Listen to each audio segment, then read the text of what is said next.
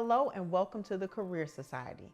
Today we're going to talk about resumes, and I want to touch on 3 points that can help take your resume to the next level. Number 1, reading the job description and making your resume sound like the job description. Number 2, making sure that your resume is free of mistakes. And number 3, making sure that the relevant experience is at the top of your resume and is in plain English. So, resumes. It's one of those things that everyone hates, but you have to have a good one. So I want to make sure that you build a strong resume. How would I build a strong resume? Well, I'll tell you. I would build a strong resume from a recruiter's point of view, and here's why. I've been a recruiter for over 5 years, and what I can tell you is that the resumes are read short, sweet, and to the point. There's not a lot of time to review on the resumes. What I do when I'm reviewing candidates for a particular position, I have the job description in front of me, I have the resume beside me, and I just go line by line, trying to make sure that the person is meeting the points in the job description. So this brings me to my first tip. Make sure that you read the job description thoroughly and that the job description and your resume align. If your resume does not meet the required qualifications for the job description, don't even apply for the position. Don't waste your time on a position that you just have slim to none chances of receiving. Use your time wisely. Make sure that you're applying for those jobs that you know that you're qualified for and you can make a strong case for.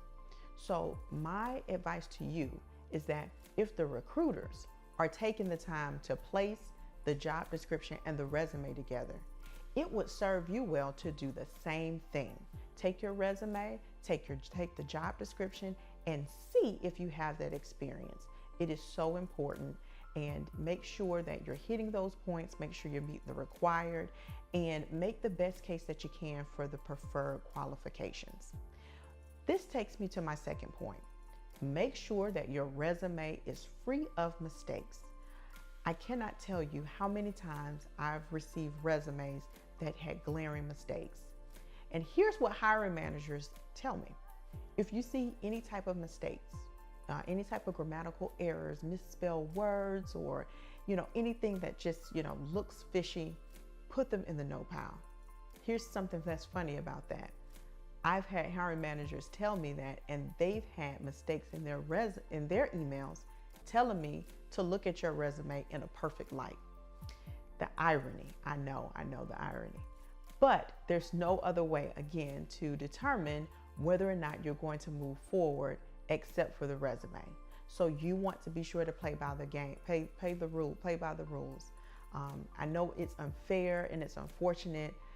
Yes, all of that is true, but I want you to get the job. The goal is to get the job, so play the game and play it well. You want to make sure that you review your resume, make sure that your name is spelled properly. I can't tell you how many times I've seen names misspelled or addresses misspelled, email addresses and phone numbers incorrect. You want to make sure that someone can contact you if you're moved on to the next phase. I had one candidate one time whose email address was one letter off, and we weren't unable to get in touch with him. I had to go and find in the system, because in the system it was actually correct. He actually got the job, but can you imagine not receiving a phone call and thinking that your resume wasn't good enough or that you weren't great for the job only because your email was incorrect? It's important. Make sure it's correct. Make sure your phone numbers are adequate. Make sure they're up to date. You also want to make sure that if you're using terms of art for your profession, that you use them wisely, that they're spelled correctly, making sure that acronyms are out in the open. Remember, you have to make the recruiter's job easy. I don't want to guess what you mean by TRI. If that's a term of art for the profession, just put some parentheses next to it to say what you're trying to convey, just to be sure that there's no mistakes about what you're talking about. You really just want this to be a clear document. So again, making sure that it's error proof, making sure that you take the time to lay your resume down, for a couple of days, or if you're in a rush, an hour, so that your eyes are not have a time to refocus. And if there's some mistakes, you can catch them with fresh eyes. So take the time to pick it back up, look at it, and make sure that it reads well, phone number is correct, email address is correct, things are spelled correctly, there's no grammatical errors, and that you're good to go on that end. And so my third point is to make sure that the relevant experience is apparent, that it's clear, and that it's out in the open. I can't even tell you how many times I felt like I was on a scavenger hunt, trying to find the relevant experience out of resumes. If I have to read your resume more than once, I would say if I have to read your resume 3 times, there's some issues with formatting. There is some issues with plain language. A second look means that something's piqued my interest. I'm seeing some qualifications there, and I'm going back just to make sure that I have everything in line. But to read it a 3rd time means that something's probably wrong. It's not clear, maybe you're rambling, maybe it's, maybe you just don't meet the requirements, something's off.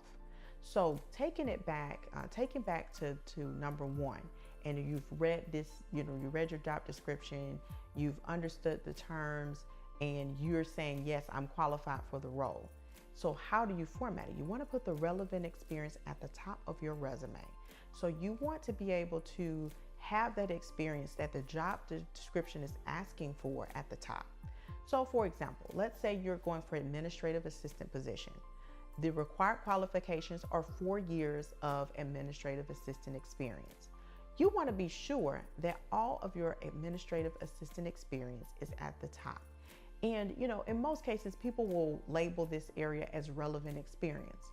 Why not label it administrative assistant experience? This makes it so much easier for the recruiter to know, okay, this is the area that I can focus on to determine whether or not this person qualifies for this position. Why? Because they have it labeled as administrative assistant experience. So I'm going to go through and take everything that you have there and compare it to my required qualifications, also to the preferred qualifications. Because now if you're piquing my interest for the required, there's a lot of people that meet the required, but if you can meet a lot of those desired, you're checking those off the box, you're going into the yes pile. So if you can take that and place it at the top, it makes it great. So the next thing, what do you do with that experience that's not as relevant? You're going to take all of that experience and place it into professional experience right underneath there. And you want to be sure to keep it in numerical order. So for the section, so with administrative assistant experience, you'll put the most, the most present position at the top, and work your way down just as you would any other time. And in the professional experience, the same.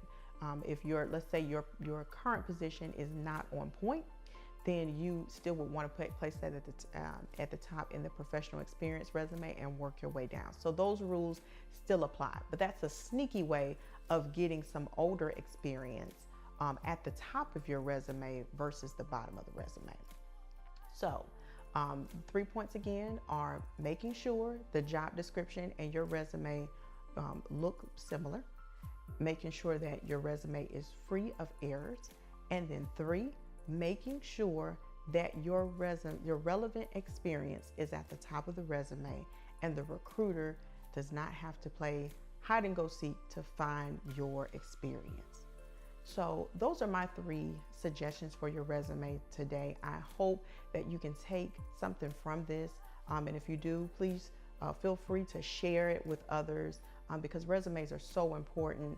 I don't want you to be that person that's going into the no pile just because you've made a mistake or something's happened. I want you in the yes pile. I want you in the yes pile because it is my passion to make sure that you are in your career. And I want you to stop looking for a job and find your career. And whether or not you use the services of the Career Society or if you use services of somewhere else, please just get the help that you need to make sure that your resume and that your whole brand aligns with the goals that you have for your career. Thank you.